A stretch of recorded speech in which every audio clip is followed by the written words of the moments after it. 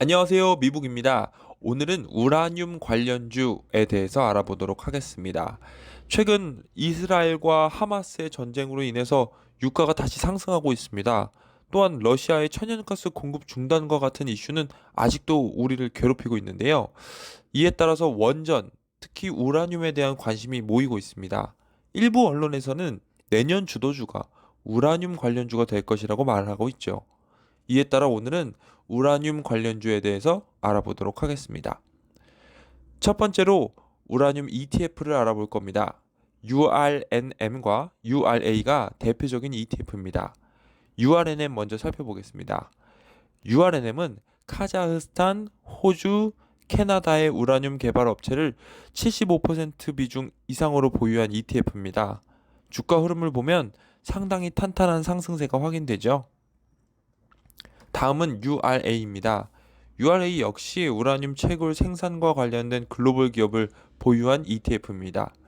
ETF에 포함된 기업은 URNM과 크게 차이가 나진 않습니다. 하지만 보유 비중은 조금씩 다르죠. 주가 흐름 역시 상당히 유사한 것을 볼 수가 있네요.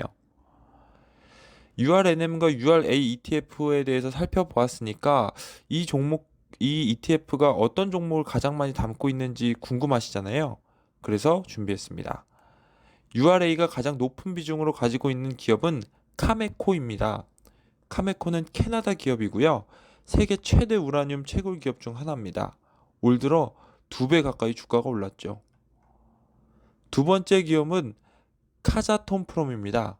URNM ETF가 가장 많은 비중을 가지고 있는 기업이기도 합니다. 카자톤프롬도 카메코와 마찬가지로 세계 최대 우라늄 생산 기업이 어디냐라고 하면 반드시 그 이름이 들리는 기업 중에 하나이죠. 하지만 카메코와는 조금 다릅니다. 이 카자톤프롬은 카자흐스탄 국영 기업이죠. 카자흐스탄은 22년 초 반정부 시위가 일어났을 만큼 정세가 안정적이지 못합니다.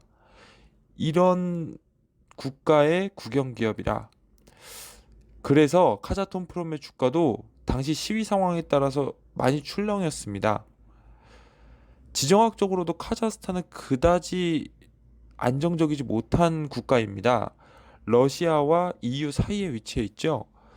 많은 국제정세 전문가들이 제2의 우크라이나 전쟁이 일어난다면 그 대상은 카자흐스탄이 될 것이다 라고 말하는 분들이 많습니다.